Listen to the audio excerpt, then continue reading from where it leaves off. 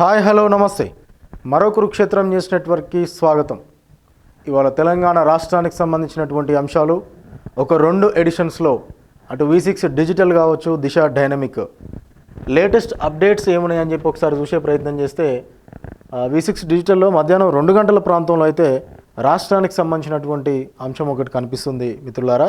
Kaleshwaram నివేదికపై stay ఇవ్వలేమని చెప్పి కూడా స్పష్టంగా హైకోర్టు చెప్పినట్టు ఇక్కడ తెలుస్తున్నది. ఏదైతే స్టే కోరుతూ ఉన్నారో గత కొద్ది రోజులుగా అటు కేసీఆర్, మాజీ ముఖ్యమంత్రిగా ఉన్నటువంటి కేసీఆర్, ఆయన హయాంలో కాళేశ్వరంలో అవినీతి జరిగింది అని చెప్పి విచారణ ఎదుర్కొంటున్న నేపథ్యంలోనే మరొకసారి ఇటు హరీష్ రావు కావచ్చు, కేసీఆర్ కావచ్చు షాక్ తగిలింది అని అయితే మనకు స్పష్టమవుతా ఉన్నది.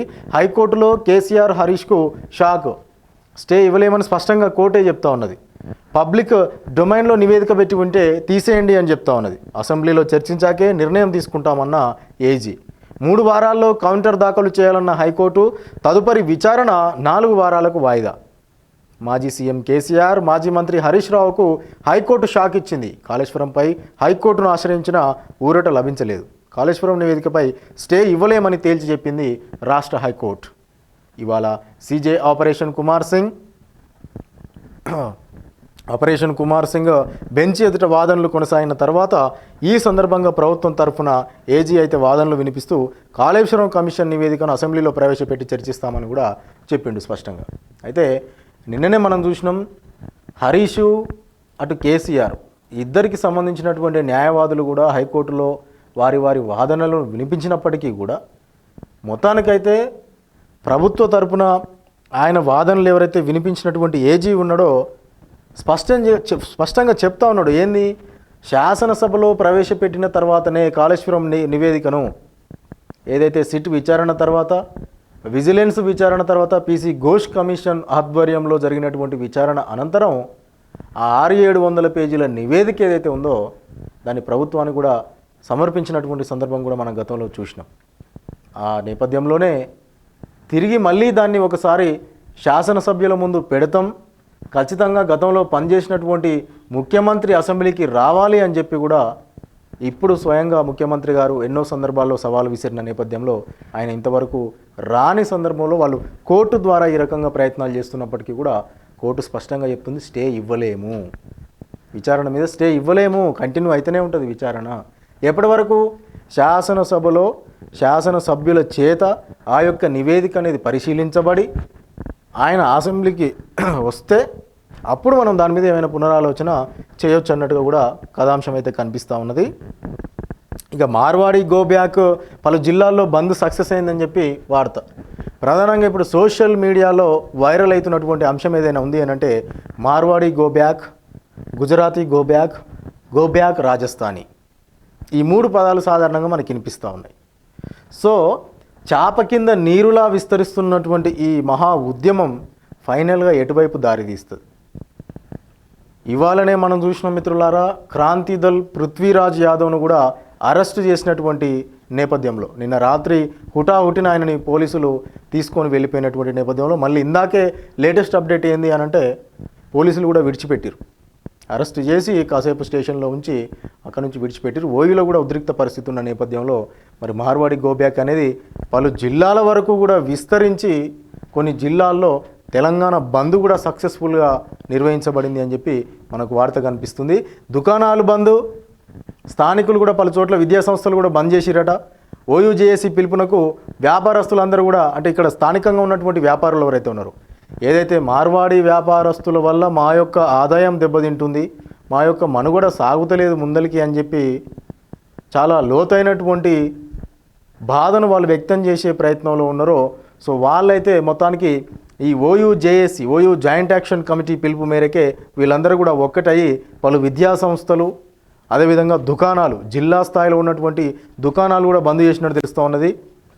హబ్సిగూడలో తీసుకుంటే మనం టైర్లు కాల్చి మరీ ఓయూ జేఏసీ నిరసన తెలిపిందట.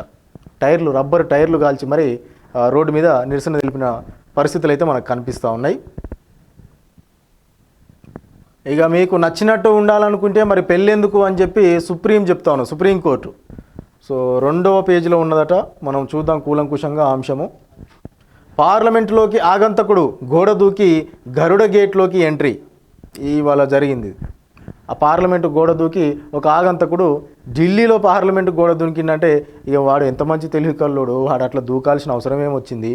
చొరబాటుదారుడిని అదుపులోకి తీసుకున్న సిబ్బంది, 24 గంటల హై సెక్యూరిటీ జోన్ ఉన్న వైఫల్యం. వర్షాకాల సమావేశాలు ముగిసిన తెల్లారే ఈ ఘటన జరిగింది. వర్షాకాల పార్లమెంటు సమావేశాలు మొదలైన తొలి రోజే ఉపరాష్ట్రపతి పదవికి ఒక ఆయన రాజీనామా చేస్తాడు. ఆ ఉపరాష్ట్రపతికి సంబంధించి ఇప్పటి వరకు రాజకీయ వేడి, ఉపరాష్ట్రపతి పదవి రాజకీయ పార్టీలకు కూడా పూసుకున్నది. ఇటు వీళ్ళొక అభ్యర్థిని ప్రకటించడం, అవతలి వాళ్ళు ఇంకో అభ్యర్థిని ప్రకటించడం, కొన్ని రాజకీయ పార్టీలు ఈయనకు మద్దతు ఇవ్వడం, ఇంకొన్ని రాజకీయ పార్టీలు ఇంకో వ్యక్తికి మద్దతు ఇవ్వడం, వాళ్ళు నామినేషన్లు దాఖలు చేయడం, ఇవన్నీ నడుస్తున్న నేపథ్యంలో ఈ వర్షాకాల పార్లమెంటు సమావేశాలు ముగిసిపోయిన తెల్లారే ఇంకోడెవడో వచ్చి పార్లమెంటు కూడా దునికిండట. అంటే ఇది ఎటువైపు పోతా ఉన్నది? అక్కడ భద్రత ఏమైనా కరువు అయినదా?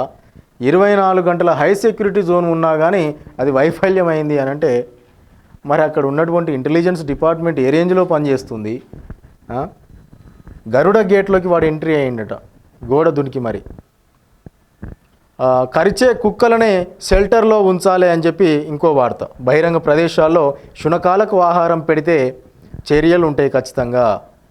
వ్యాక్సినేషన్, స్టెరిలైజేషన్ తప్పక చేయాలి. ప్రతి మున్సిపల్ వార్డులో ప్రత్యేకంగా ఫీడింగ్ జోన్ ఉంటుంది. అధికారుల పనికి ఎవరు ఆటంకం కలిగించొద్దు. అన్ని రాష్ట్రాల సీఎస్లకు సుప్రీంకోర్టు ఆదేశాలు ఇచ్చింది.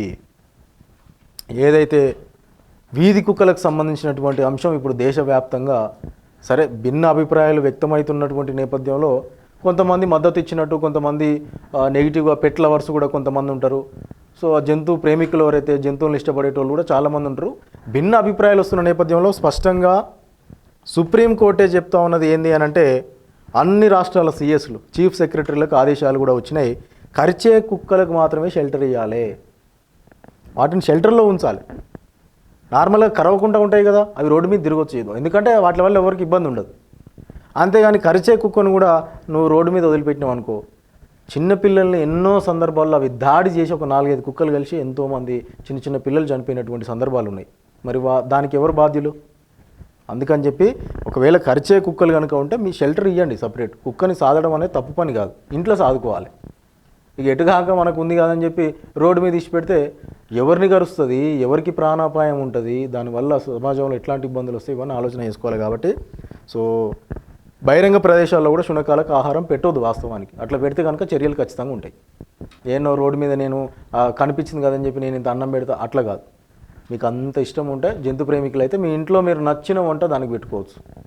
చాలా రకరకాలుగా ఉంటాయి, దాంట్లో బ్రీడ్ని బట్టి కూడా. అటు వ్యాక్సినేషన్, స్టెరిలైజేషన్ తప్పక చేసుకోవాలన్నట. ప్రతి మున్సిపల్ వార్డులో ప్రత్యేకంగా ఫీడింగ్ జోన్ ఏర్పాటు చేయాలి. మున్సిపల్ వార్డు ఉంటుంది, ఫీడింగ్ జోన్ అంటే మేత పెట్టేటటువంటి ప్రదేశం అన్నట్టు ఆ కుక్కలకు, అది ఏర్పాటు చేసుకోవాలి ఖచ్చితంగా. ఇక అధికారుల పనికి ఎవరు కూడా ఆటంకం కలిగించవద్దు. అధికారులు వీధి కుక్కల్ని పట్టుకోవడానికి వచ్చారు అనుకో, వాళ్ళకు అడ్డం పోవద్దు. అది స్పష్టంగా సుప్రీంకోర్టు చెప్తుంది. ఇక ఈ ఉల్లంఘనలు కనుక మీరు తప్పితే బాగుండదని స్పష్టం చేస్తూ ఉన్నది. 2వ పేజీలో కొన్ని అంశాలు మనకు కంటిన్యూషన్. ఇగో కరిచే కుక్కలనే షెల్టర్లో ఉంచాలని చెప్పి. దాంతోపాటుగా కేటీఆర్కు మెచ్యూరిటీ లేదు అని చెప్పి మరి జగ్గన్న చెప్తా ఉన్నాడు. మన జగ్గారెడ్డి అన్న, బీఆర్ఎస్ లీడర్లు డ్రామా ఆర్టిస్టులట, 10 ఏళ్ళు అధికారంలో ఉన్న రాజకీయ విలువలు తెలియదా? కాంగ్రెస్ సీనియర్ నేత జగ్గారెడ్డి. కేటీఆర్ 10 ఏళ్ళు మంత్రిగా పనిచేసి రాజకీయంగా మెచ్యూరిటీ రాలేదు. కాంగ్రెస్ సీనియర్ నేత జగ్గారెడ్డి విమర్శించారు. బీఆర్ఎస్ నేతలంతా డ్రామా ఆర్టిస్టులని, వాళ్ళకి రాజకీయ విలువలు లేవని ఆయన ఫైర్ అయ్యారు. గాంధీలో జగ్గారెడ్డి మాట్లాడుతూ, తెలంగాణ రాష్ట్రం ఇచ్చిన కాంగ్రెస్ పార్టీ ఇప్పుడు నీకు చిల్లర పార్టీ అయిందా కేటీఆర్? సోనియా గాంధీ వల్లే రాష్ట్రం వచ్చిందని అసెంబ్లీలో మీ నాయనే కదా చెప్పింది, మర్చిపోయావా? Congress party third class party అన్నావు. ఇదే గాంధీ భవన్ నుంచి కేసీఆర్ రాజకీయ ఓనమాలు నేర్చుకుండు. కాంగ్రెస్ తెలంగాణను ఇవ్వకపోతే మీ కుటుంబం ఏమి చేసి బతికేదో నేను చెప్పలేను. నికార్స్ అయిన వ్యక్తి బడుగు బలహీన వర్గాల కోసం పాటుపడిన జస్టిస్ సుదర్శన్ రెడ్డికి ఉపరాష్ట్రపతి అభ్యర్థిగా కేటీఆర్ మద్దతు తెలపకపోవడం ఆయన రాజకీయ అజ్ఞానానికి ఇదొక నిదర్శనం. అంటే ఒక రంగారెడ్డి జిల్లా ప్రాంతానికి చెందినటువంటి వ్యక్తి జస్టిస్ సుదర్శన్ రెడ్డి గారు ఎన్నో హోదాల్లో పనిచేసి ఎంతో కష్టపడి ఆయన ఎదిగి వస్తే ఇవాళ ఇండి కూటమి అభ్యర్థిగా, ఉపరాష్ట్రపతి అభ్యర్థిగా ఆయన పేరును ప్రకటిస్తే ఆయనకు మద్దతు ఇవ్వాల్సింది పోయి ఎందుకు ఈ రకంగా మీరు మాట్లాడుతూ ఉన్నారు అని చెప్పి కేటీఆర్ గారిని దృష్టిలో పెట్టుకొని మాట్లాడేటటువంటి సందర్భం మనకి ఇక్కడ జగ్గన్న దగ్గర నుంచి అయితే కనిపించింది. ఇక నచ్చినట్లు ఉండేందుకు మరి పెళ్ళేందుకు అని చెప్పి సుప్రీంకోర్టు కీలక వ్యాఖ్యలు. ఇది దంపతుల కేసుకు సంబంధించి వివాహ బంధంలో ఉంటూ భార్య లేదా భర్త తాము స్వతంత్రంగా జీవించాలనుకోవడం సరికాదని సుప్రీంకోర్టు తెలిపింది. స్వతంత్రంగా ఉండేందుకు పెళ్లి చేసుకోవడం ఎందుకని ప్రశ్నించింది. ఇద్దరు వ్యక్తులు ఇష్టపూరితంగానే వివాహం చేసుకుంటారు, అలాంటప్పుడు స్వతంత్రంగా ఎలా జీవిస్తారు? పిల్లల కోసం విభేదాలు పక్కన పెట్టాలి అని పేర్కొంది. కాగా ఓ దంపతుల కేసులో జస్టిస్ బివి నాగరత్న, జస్టిస్ ఆర్ మహదేవన్ ఈ పై విధంగా తీర్పునిచ్చారు అన్నట్టయితే. సో దాంతోపాటుగా పార్లమెంటులోకి ఆగంతకుడు అని చెప్పి గత ఏడాది కూడా మరి ఈ పార్లమెంట్లో ఈ తరహా ఘటన అయితే చోటు చేసుకున్న సంగతి కూడా ఇక్కడ నమోదైతే ఉన్నది. 20 ఏండ్ల వయసు ఉన్నటువంటి వ్యక్తి పార్లమెంటు గోడ దూకి అనెక్స్ భవనం ఆవరణలోకి ప్రవేశించిండట. ఇక ఆయన షార్ట్స్ టీషర్ట్స్ వేసుకొని ఆ యువకుడు సిఐఎస్ఎఫ్ సిబ్బంది వాళ్ళ ఆ యువకుని అయితే పట్టుకున్నారు. మరి అంత అవసరం ఏమొచ్చిందో అర్థం కావట్లేదు. ఒక 20 ఇయర్స్ ఉన్నటువంటి అబ్బాయి షార్ట్ టీషర్ట్ వేసుకొని ఆ పార్లమెంట్ గోడ దూకాల్సినటువంటి సందర్భం ఎందుకు వచ్చింది? సో చూడాలి మరి. ఆ వ్యక్తి అయితే 20 ఏండ్ల యువకుడు ఎవరైతే ఉన్నారో ఆ వ్యక్తిని ఉత్తరప్రదేశ్కు చెందినటువంటి మనీషిగా గుర్తించారట అక్కడ ఉన్నటువంటి పోలీస్ బలగాలు. అతడి వద్ద ఎటువంటి ఆయుధాలు అయితే లభ్యం కాలేదు. అయితే అతడి మానసిక పరిస్థితి సరిగా లేదని పోలీసులు అయితే అంచనాలు వేస్తూ ఉన్నారు. కొంచెం మెంటల్గా డిస్టర్బ్ అయ్యిండు అన్నట్టుగా వస్తుంది మరి. సో 2001లో కూడా ఉగ్రదాడి అని చెప్పి ఇంకో వార్త. ఇక 2 ఏళ్ల క్రితం పార్లమెంటు శీతాకాల సమావేశాలు జరుగుతున్న వేళ లోక్సభలో పబ్లిక్ గ్యాలరీలో కూర్చున్న 2 యువకులు ఆ తర్వాత సభలో దూకి సభ్యులను భయభ్రాంతులకు గురి చేశారు. ఈ ఘటన పార్లమెంట్లోని భద్రతా వైఫల్యాన్ని బయటపెట్టింది. అనంతరం పార్లమెంటు భద్రతను మరింత కట్టుదిట్టం చేశారు. 2001 డిసెంబర్ 13వ తేదీ పార్లమెంటుపై ఉగ్రవాదులు దాడికి ప్రయత్నించారు. ఈ అంశంపై చర్చ జరుగుతున్న రోజే ఈ ఆగంతకులు సభలోకి ప్రవేశించి గందరగోళం సృష్టించడం కాస్త గమనార్హంగానే ఉంది మిత్రులారా. ఇక మనం దిశ డైనమిక్లోకి వెళ్ళిపోదాం. లేటెస్ట్గా మనకు తెలంగాణ రాష్ట్ర రాజకీయాలకు సంబంధించి 5 గంటల ప్రాంతంలో ఎడిషన్ అవైలబుల్లో ఉన్న విషయం తెలిసిందే కదా. ఇక మన శంకర వరప్రసాద్ గారు పండగకి వస్తున్నారు అని చెప్పి Konidela Sivasankara Varaprasad alias megastar Chiranjeevi garu. So మనకు పరిచయం అక్కర్లేని పేరు. సిగరెట్ వెలిగిస్తూ సెక్యూరిటీతో చిరంజీవి ఎంట్రీ. మెగా 157 సినిమా టైటిల్ రివీల్ చేసిన Anil Ravipudi young and dynamic director ఆధ్వర్యంలో ఈయన హీరోగా, చిరంజీవి హీరోగా, అనిల్ రావిపూడి గారు దర్శకునిగా, డైరెక్టర్గా వస్తున్నటువంటి సినిమా మెగా 157. సో మరి పుట్టినరోజు సందర్భంగా ఆ సినిమా టైటిల్ని కూడా రివీల్ చేసిరట డైరెక్టర్ గారు. నేడు మెగాస్టార్ చిరంజీవి పుట్టినరోజు కావడంతో ఆయన నటిస్తున్న సినిమాలకు సంబంధించిన ఏదో ఒక అప్డేట్ను రిలీజ్ చేస్తూ మేకర్స్ అందరినీ సర్ప్రైజ్ చేస్తున్నారు. తాజాగా మెగా 157 చిత్రానికి సంబంధించిన టైటిల్ను డైరెక్టర్ అనిల్ రావిపూడి రివీల్ చేశారు. ఈ మేరకు సినిమా గ్లింప్స్ను విడుదల చేశారు. ఈ సినిమా మన శంకర వరప్రసాద్ గారు టైటిల్ పండుగకి వస్తున్నారు. ఇగో చూడండి, ఇక మన శంకర వరప్రసాద్ గారు పండుగకి వస్తున్నారు అనేది టైటిల్. 157వ సినిమా అన్నట్టు ఇది. సో మొత్తానికి 157 సినిమాల ప్రస్థానం అని చెప్పుకోవచ్చు మిత్రులారా. నిజంగా కూడా విలక్షణమైనటువంటి నటుడు ఆయన. తాకట్టు, మార్వాడి కనికట్టు, జూబ్లీహిల్స్లో వ్యాపారి మోసం. ఇక చూసుకోరి, తాకట్టు పెట్టిన బంగారంతో పరారైండట.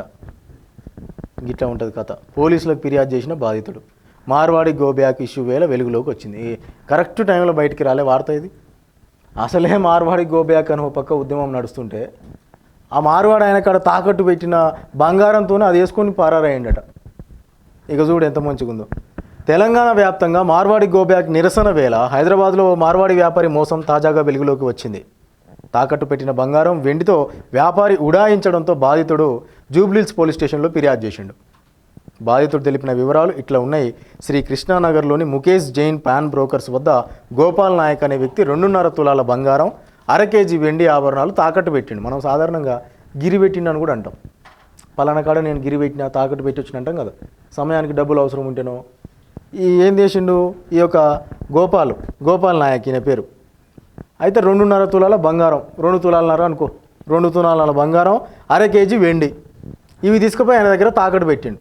మార్చిలో విడిపించుకోవడం కోసం వెళ్ళగా లాకర్లో ఉన్నాయంటూ ముఖేష్ జైన్ బుకాయించిండు. ఇంక అప్పుడు ఏదో మాట దాటేసిండు. అనంతరం నెల రోజుల తర్వాత వ్యాపారాన్ని తన బాబాయ్ బాబులాల్ జైన్కు అప్పగించి ముఖేష్ ఉడాయించినట్లు బాధితుడు ఆరోపిస్తూ ఉన్నాడు. మరి ఇప్పుడు ఈ గోపాల్ నాయక్ అనేటైన పాపం ఎవరిని అడగాలి?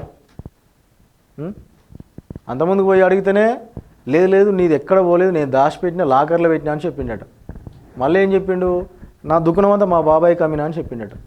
ఇప్పుడు పోతే మొత్తమే అవపడతలేడు. ఇక ఆ కాగితాలు పట్టుకొని చూపిస్తుండు. మరి ఇక వెంటనే ఆ జూబ్లీస్ డివిజన్ వెస్ట్ జోన్ పోలీస్ స్టేషన్లో కంప్లైంట్ ఇచ్చినట్టుంది. నెలలు గడిచినా కూడా ఇవ్వట్లేదట. ఇక ఎటు పోయినాయో ఏం కథనో భగవంతుని కెరక. దాంతో వరకు ఊరు వచ్చే వరకు కొత్తిమీర తుంచుదామని చెప్పి బస్సుల్లో అమ్మలక్కల వంటింటి పని. కుబీర్ మండలంలో ఈ ఘటన జరిగింది. మన ఊరు వచ్చేదాకా ఇప్పుడు ఎట్లా ఫ్రీ బస్ ఆయే, ఉతగనే కదా కూసునేది. కొత్తిమీర కరివేపాకు కొలుచుకుంటూ కూసురు అన్నట్టు. ఇట్లా ఊరు వచ్చే వరకు కొత్తిమీర తుంచుదాం, మనకైతే ఓ పని అయిపోతుంది కదా. సోషల్ మీడియాలో ఈ వీడియో వైరల్ అవుతుందట. బస్సు ప్రయాణం చేస్తూ ఆండ్రాయిడ్ మొబైల్స్ ఉన్న పలువురు తమ మొబైల్ ఫోన్లు పట్టుకొని పాటలు వినడం లేదా చేరుకునే గమ్యం వచ్చే వరకు సినిమా చూడడం లాంటివి మనం జనరల్గా చూస్తుంటాం. బస్సు ఎక్కితే మనం ఏం చేస్తాం, ఫోన్ పట్టుకొని అలా పాటలు వినడమో, ఏదైనా సినిమా చూడడమో, ఏదైనా కామెడీ రీల్సో ఏదో చూస్తుంటాం. అమ్మలక్కలు ఏం చేస్తున్నారు అంటే కొత్తిమీర తుంచుదాం అని ఇట్లా వినూత్నంగా మరి సోషల్ మీడియాలో అయితే ప్రస్తుతం ఇది హాట్ టాపిక్ అన్నట్టు.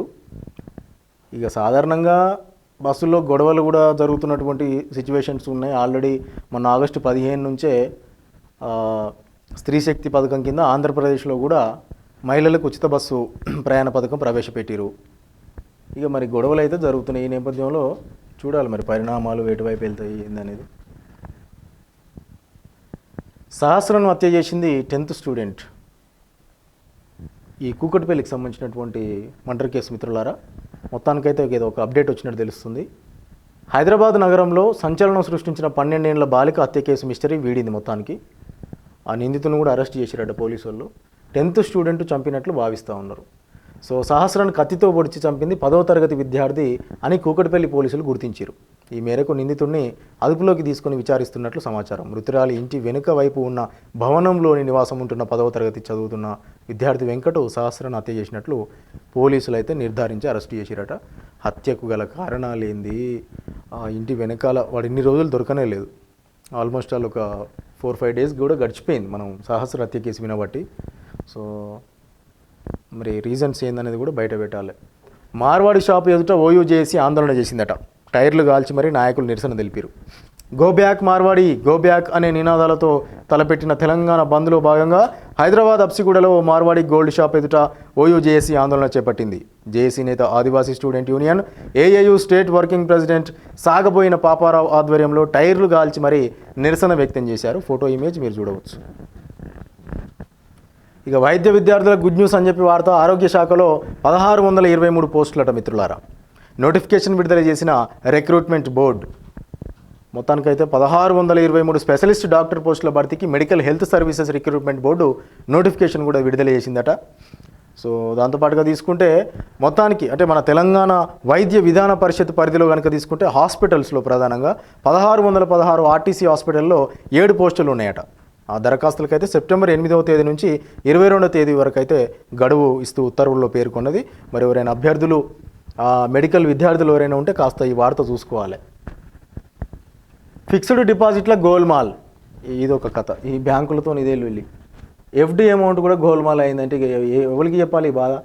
తాండూరు తెలంగాణ గ్రామీణ బ్యాంకులో ఇంటి దొంగలు పడ్డారట. బినామీ పేర్లతో అకౌంట్లు తెరిచి 6 లక్షలు డ్రా చేసిరట. పోలీసుల అదుపులో 3 వ్యక్తులు. వివరాలు వెల్లడించిన తాండూరు డీఎస్పీ బాలకృష్ణారెడ్డి. అగ చూడు, 6,04,000 రూపాయలు అండ్లకెళ్ళి కొట్టేసిరటే. ఉన్న ఫిక్స్డ్ డిపాజిట్ అమౌంట్ కూడా ఇట్లా హ్యాకింగ్లు, ఆ బినామీ పేర్లతోనే అకౌంట్లు తెరిచి, బినామీ పేర్లతో బినామీ మీద ఉన్నప్పుడు మరి బినామీ చూసుకోవాలి. మళ్ళీ నువ్వెందుకు ఇన్వాల్వ్ అవుతావు? ఆ యవన్ పైసలు ఏం కథ, ఎటు పోతున్నాయి? గిట్లా నా ముచ్చట. వికారాబాద్ జిల్లా తాండూరులో జరిగింది ఇది. ఇంత పాపం. ఏసీబీకి చిక్కిన ఇన్ఛార్జ్ సబ్ రిజిస్ట్రార్. ఈయన 5,000 లంచం తీసుకుంటే పట్టుకున్నారట. రెడ్ హ్యాండెడ్గా దొరికిండు. ఆదిలాబాద్ జిల్లా కేంద్రంలో అధికారులు సోదాలు చేస్తే ఇక ఈ రకంగా దొరికిండు. ఇక ఏందులో ఉన్నట్టు సపరేట్ గట్ట కూర్చుని చూడు. అగో గిట్లా ఉంటారు. ఇక రోజు ఓలో ఒకరు. ఇక మనకు కొత్త కాదు కదా ఇటువంటి వార్తలు. కొత్త అయితేనేమో మనం ఏదో కానీ బీజేపీకి విజయభారతి రాజీనామా చేసిందట. త్వరలో బీఆర్ఎస్లో చేరిక. నిజామాబాద్ జిల్లా ఆలూరు మండల కేంద్రానికి చెందిన బీజేపీ రాష్ట్ర కౌన్సిల్ సభ్యురాలు విజయభారతి వాళ్ళ పార్టీకి రాజీనామా చేశారు.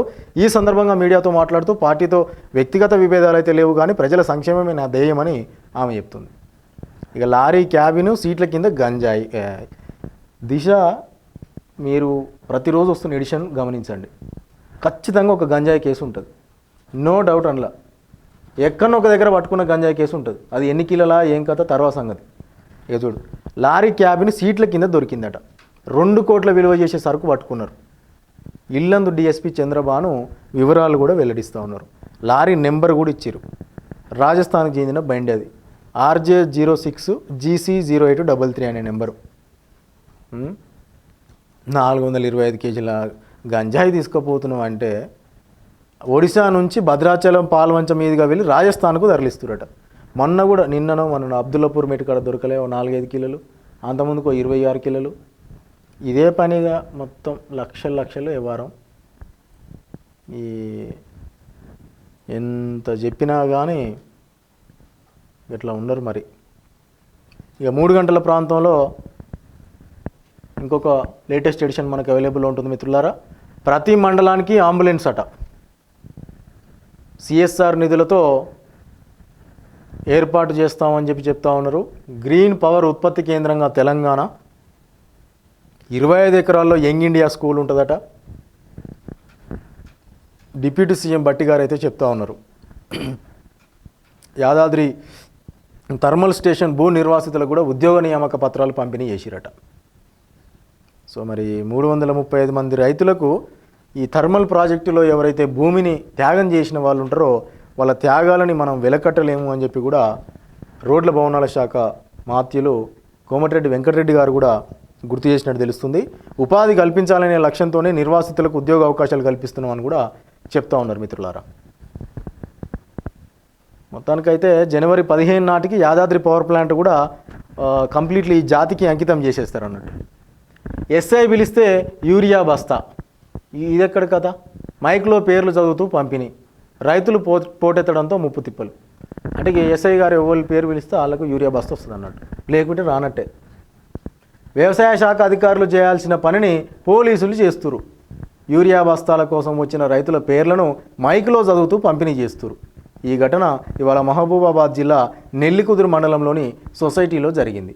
సకాలంలో యూరియా అందకపోవడంతో రైతులు సొసైటీ ఎదుట తెల్లవారక ముందే బారులు తీరారు. దీంతో వారిని అదుపు చేయలేక పోలీసులు అష్టకష్టాలు పడ్డారు. ఆఖరకు ఓవైపు ఎస్ఐ రైతుల పేర్లను మైక్లో చదువుతుండగా మరోవైపు యూరియా బస్తాలను పంపిణీ చేశారు. ప్రస్తుతం ఇందుకు సంబంధించిన వీడియో అయితే సోషల్ మీడియాలో వైరల్ అవుతుంది మిత్రులారా. ఉదయం మిస్సింగు, మధ్యాహ్నం ట్రేసింగు, బాలిక మిస్సింగ్ కథ సుఖాంతం. మరిపెడలో తప్పి భూపాలపల్లిలో దొరికిన పాప. పొద్దుగాల మిస్ అయిపోయింది, మధ్యాహ్నం సమయం వరకులో దొరికింది. మరి ఆ పాప అయితే జ్యోతిబా పూలే బాలికల వసతి గృహంలో 5వ తరగతి చదువుతున్నట్టయితే తెలుస్తూ ఉన్నది. మహబూబాబాద్ జిల్లా మరిపెడ ఆ యొక్క ఎంజేపీ హాస్టల్స్ అంటాం కదా, అందులో మరి ఎట్లా ఏ రకంగా మిస్ అయిపోయిందో పాపం తెలియక వేరే రూట్కి వెళ్ళిందేమో తెలియదు. కానీ సీసీ కెమెరాల ద్వారా పరిశీలిస్తే బాలిక బస్టాండ్ వైపు పరిగెత్తున్నట్టు దృశ్యాలు కనిపించి ఇక వెంటనే పట్టుకున్నారట. ఇక కలుషిత నీరు తాగి 11 మంది విద్యార్థులకు అస్వస్థత. భూపాలపల్లి రెసిడెన్షియల్ పాఠశాలలో ఘటన. ఈ మధ్య ఇవి ఎక్కువ అవుతున్నాయి. ఈ గురుకులాలలో ఫుడ్ పాయిజన్లు, రెసిడెన్షియల్లో సరైన భద్రత లేకపోవడం, ఆడపిల్లలు ఆత్మహత్యలు చేసుకోవడం అక్కడనే, ఇవన్నీ కాస్త మరి ఏందో ఒకసారి గమనించాలి. భూపాలపల్లి రెసిడెన్షియల్లో కూడా అందరికీ పట్టుకపోయి గ్లూకోజులు పెట్టారు చేతులకు. మరి ఆ నీరు అక్కడ ఉన్నటువంటి వార్డెను అధికారులు చూసుకుంటున్నారా లేదా? 11 మంది విద్యార్థులను హుటాహుటిన ఆ జిల్లాలో ఉన్నటువంటి 100 పడకల ఆసుపత్రికి తరలించి చికిత్స అందించారంటే అంతటి ఇబ్బంది తెచ్చుకోవాల్సిన పనే ఉన్నది. కేటీఆర్ క్యారెక్టర్ లేనోడు అని చెప్పి జగ్గన్న చెప్తుండు. కాంగ్రెస్ థర్డ్ పార్టీ అయితే నీ తండ్రి కూడా అదే. TPCC working president Jaggareddy fire. Congress party third grade party అంటూ బీఆర్ఎస్ వర్కింగ్ ప్రెసిడెంట్ కేటీఆర్ చేసిన వ్యాఖ్యలపై టీపీసీసీ వర్కింగ్ ప్రెసిడెంట్ జగ్గారెడ్డి స్పందించారు. ఈ సందర్భంగా ఇవాళ ఆయన హైదరాబాద్లో మీడియాతో మాట్లాడుతూ తెలంగాణ ప్రజల స్వరాష్ట్ర ఆకాంక్షను నెరవేర్చిన కాంగ్రెస్ పార్టీ నేడు కేటీఆర్కు చిల్లర పార్టీ అయ్యిందా అని మండిపడ్డారు. అంతే కదా మరి, కాంగ్రెస్ పార్టీ గురించి మాట్లాడే అంత ఏడ మీకు. అక్రమంగా తరలిస్తున్న గోవుల పట్టివేత వ్యాన్ డ్రైవర్పై కేసు నమోదైందట. ఇటువంటిది మన కొత్తగా ఏం కాదు. ఏడా ఇది వైరా పోలీస్ స్టేషన్ పరిధిలో. వైరా మనకు ఖమ్మం కిందికి వస్తుంది. అయితే ఆంధ్రప్రదేశ్ నుంచి ఇక్కడ తరలిస్తురట. వైరా మనకు ఖమ్మం పరిధిలో వస్తుంది, తెలంగాణ. కాంగ్రెస్ బీఆర్ఎస్ వల్లే రైతుల్లో గందరగోళం. వారంలో రాష్ట్రానికి 50,000 మెట్రిక్ టన్నుల urea. BJP MP Raghunandan Rao. రైతుల్లో గందరగోళం కాంగ్రెస్ బీఆర్ఎస్ వల్లనే ఉంది అని చెప్తా ఉన్నాడు. వారంలో రాష్ట్రానికి 50,000 మెట్రిక్ టన్నుల యూరియా కూడా వస్తుందట. చూడాలి మరి. మార్వాడీలకు వ్యతిరేకంగా స్వచ్ఛంద బంధు. మార్వాడి గోబ్యాక్. స్థానికులకే రెంట్కి ఇవ్వాలి, బయటికి వెళ్ళి వచ్చిన వాళ్ళకి ఎందుకు ఇవ్వాలనేది వీళ్ళకి ప్రధానంగా డిమాండ్. రాష్ట్ర వ్యాప్తంగా పలు చోట్ల నిరసన ర్యాలీలు కూడా చేసిరట. మార్వాడి గోబ్యాక్ నినాదాలు. ఇక రోడ్డు ఆక్రమణలో నేలమట్టం నార్సింగిలో కూల్చివేతారు. HYDRAA power. Narsingi town planning అధికారులు ఇవాళ రోడ్డును ఆక్రమించిన కట్టడాలను కూల్చివేతలకు చేపట్టారు. మున్సిపాలిటీ పరిధిలోని గిరిగిరిగడ్డ ఈ ప్రాంతంలో అపార్ట్మెంట్లో సమీపంలో ఉన్నటువంటి రోడ్డును ఆక్రమించుకొని కొంతమంది షాపులు గుడిసెలు ఏర్పాటు చేసిరట. ఇక వాటన్నిటిని కూడా ఆ నార్సింగ్ పరిధి మున్సిపల్ కమిషనర్ కృష్ణమోహన్ రెడ్డి ఆదేశాల మేరకు టౌన్ ప్లానింగ్ ఆఫీసర్ మణిహారిక జేసీబీలతోనే అక్కడికి చేరుకొని ఆక్రమణలు దగ్గరుండి నేలమట్టం చేపించారు. ఇక రెండింటి మధ్యలో జీపీని నిర్మించాలి. బాలయ్యపల్లికి చెందినటువంటి ఘటన మిత్రులారా. ఇవాళ పొద్దున్న దాకా సోషల్ మీడియాలో వీడియోలు వస్తూనే ఉన్నాయి దీనికి సంబంధించి. 2 ఊర్ల పంచాయతీ, 2 చిన్న చిన్న పల్లెల పంచాయతీ. ఆ కవ్వంపల్లి సత్యనారాయణ గారి పరిధిలోకి వస్తుంది ఇది. ఎమ్మెల్యే కాన్వాయ్ను కూడా అడ్డుకున్న గ్రామస్తులు. నూతన గ్రామ పంచాయతీ భవన నిర్మాణం ఆ 2 గ్రామాల మధ్య ఉద్రిక్తతకు కారణమైంది. కొత్తగా ఏర్పడిన గ్రామ పంచాయతీకి భవనం మంజూరు కావడంతో ఎమ్మెల్యే గ్రామ పంచాయతీ భవనానికి ఇవాళ భూమి పూజ చేసేందుకని హాజరైతే గ్రామస్తులు అడ్డుకున్నారట. ఈ ఘటన కరీంనగర్ జిల్లా తిమ్మాపూర్ మండలం బాలయ్యపల్లి గ్రామ సరిహద్దులో చోటు చేసుకుంది. వివరాల్లోకి వెళ్తే నూతనంగా ఏర్పడిన బాలయ్యపల్లి గ్రామ పంచాయతీ భవనాన్ని పక్కనే ఉన్న సాహెబ్పల్లి పరిసరాల్లో నిర్మించేందుకు అధికారులు నిర్ణయించడం వివాదానికి కారణమైంది. ఈ విషయమై ఇటీవల బాలయ్యపల్లి గ్రామస్తులు అధికారులను కలిసి 2 గ్రామాల మధ్యలో భవనాన్ని నిర్మించాలని కూడా వినతి పత్రం అందజేసిరట.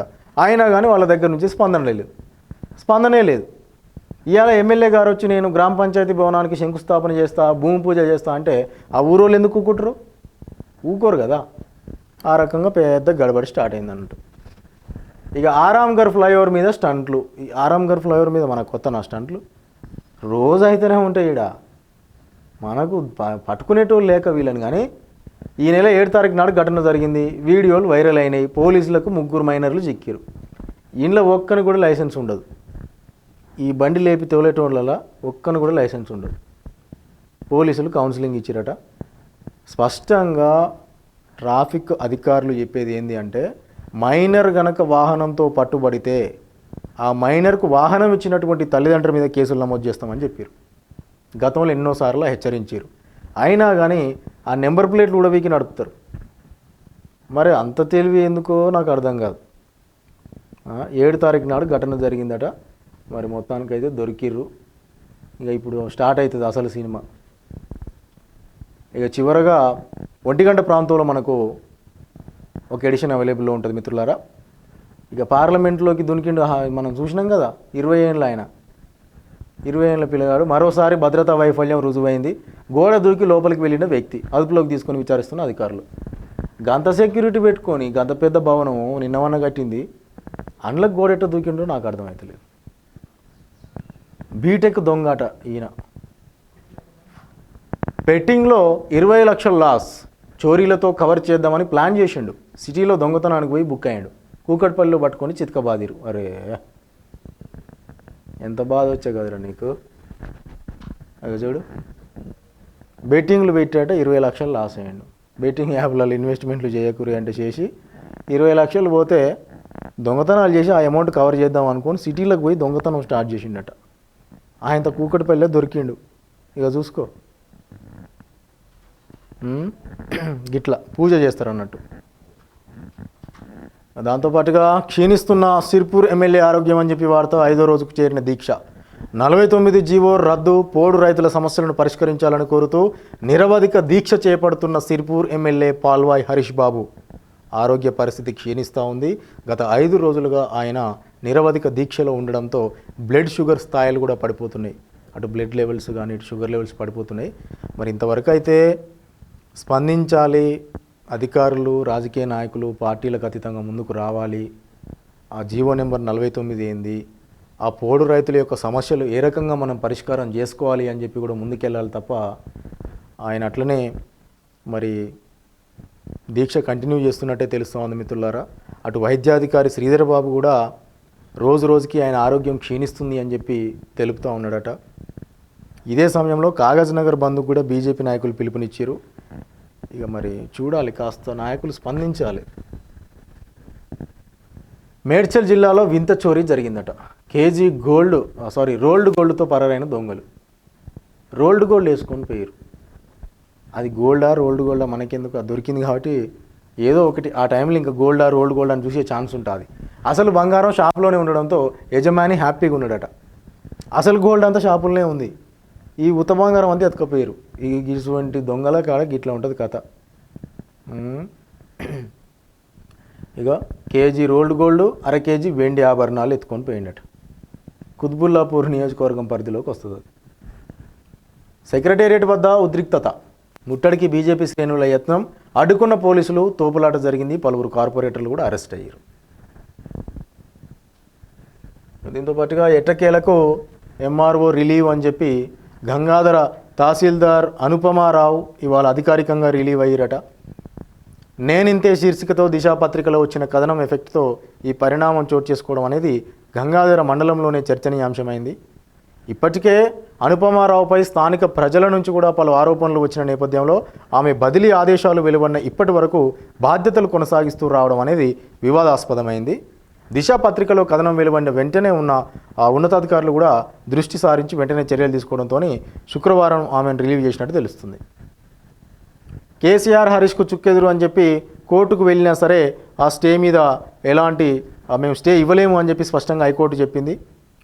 ఇక మరి అసెంబ్లీలో చర్చించినాకనే తదుపరి చర్యలు కూడా తీసుకుంటామని చెప్పి ప్రభుత్వం వెల్లడించింది. స్పష్టంగా ఉంది ప్రభుత్వం, కాంగ్రెస్ ప్రభుత్వం స్పష్టంగా చెప్తుంది ఏంటి అంటే ఆ యొక్క నివేదికను ప్రజల్లో పెడతాం. శాసనసభలో ఎక్కడైతే శాసనాలు చేయబడతాయో, శాసనాలు ఆలోచింపబడతాయో, రాష్ట్రానికి సంబంధించినటువంటి అంశాలు ఎక్కడైతే చర్చించబడతాయో అక్కడనే ఆ యొక్క నివేదికను మేము పెడతాం.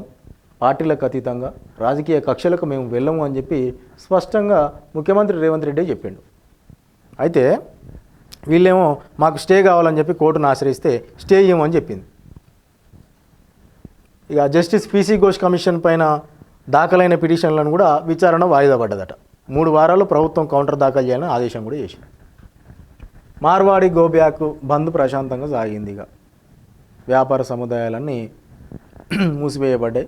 హర్తాల్లో జరిగింది ఈ నిరసన.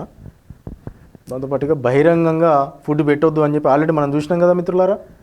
ఈ యొక్క వీధి కుక్కలను తరలించాలి అని చెప్పి వస్తున్న వార్తల నేపథ్యంలో మరి గత తీర్పునైతే ధర్మాసనం సవరించినట్టు తెలుస్తుంది. కీలక ఆదేశాలు ఏంటి అంటే షెల్టర్లకు తరలించిన వాటిని స్టెరిలైజేషన్ చేసి విడుదల చేయాలని ఉత్తర్వులు చేసింది. అన్ని రాష్ట్రాల సీఎస్లో కూడా నోటీసులు జారీ చేసి ఎక్కడ పడితే అక్కడ వాటికి భోజనం మనం పెట్టకూడదు అన్నట్టు. దాంతోపాటుగా అథ్లెటిక్స్లో మెరిసిన అమ్మాయి, ఒక అమ్మాయి కాదు అమ్మాయిలు పలువురు ఉన్నారు. ఉట్నూరు గిరిజన గురుకుల విద్యార్థినుల ప్రతిభ. అథ్లెటిక్స్ పోటీల్లో గురుకుల బాలికలు బాగా రాణిస్తున్నారట. ఉట్నూరులోని గిరిజన గురుకుల పాఠశాల డిగ్రీ కళాశాల విద్యార్థులు అథ్లెటిక్స్ అంటే రన్నింగ్ అన్నట్టు ప్రతిభ కనబరిచారట. ప్రిన్సిపాల్ హరిత తెలిపారు. ఇవాళ ప్రతిభ కనబరిచినందుకు విద్యార్థులను ఆమె అభినందించారు. ఈ సందర్భంగా ప్రిన్సిపాల్ మాట్లాడుతూ జిల్లా స్థాయిలో 100 మీటర్ల రన్నింగ్ రేసులో రేణుక, సావిత్రి, మాధవి, లాంగ్ జంప్లో అశ్విని, మాధవి, షార్ట్ పుట్లో లక్ష్మీ, సోనాలి బాగా వీళ్ళు టాలెంట్ను చూపించారట. గొప్ప విషయం కదా అమ్మాయిలు స్పోర్ట్స్లో ముందుకు రాణించడం అనేది. సో ఇవి మిత్రులారా ప్రధానంగా ఒక 2 ఎడిషన్స్లో తెలంగాణ రాష్ట్రానికి సంబంధించినటువంటి ముఖ్యాంశాలు. ఇప్పటివరకు ఆఫ్టర్నూన్ టైంలో వచ్చినటువంటి లేటెస్ట్ అంశాలు మనం చూసినాం. మళ్ళీ రేపు సరికొత్త అప్డేట్స్తో మీ ముందుకు వచ్చే ప్రయత్నం ఖచ్చితంగా చేస్తాం. అయితే ముగించే ముందు ఒక చిన్న విజ్ఞప్తి, దయచేసి మరో కురుక్షేత్రం న్యూస్ నెట్వర్క్కి లైక్ చేయండి, షేర్ చేయండి, సబ్స్క్రైబ్ చేయండి. మా వీడియోస్ అండ్ లైవ్ అప్డేట్స్ ఎప్పటికప్పుడు మీకు నోటిఫికేషన్ రూపంలో అందాలి అని అంటే ఖచ్చితంగా మా ఛానల్కు సబ్స్క్రైబ్ చేయండి, బెల్ ఐకాన్ని కూడా ప్రెస్ చేయండి. అంతవరకు సెలవు. Keep watching. Signing off. This is Giri. ఇది మరో కురుక్షేత్రం. ఇది వాస్తవాలకు మరో క్షేత్రం. ధన్యవాదాలు.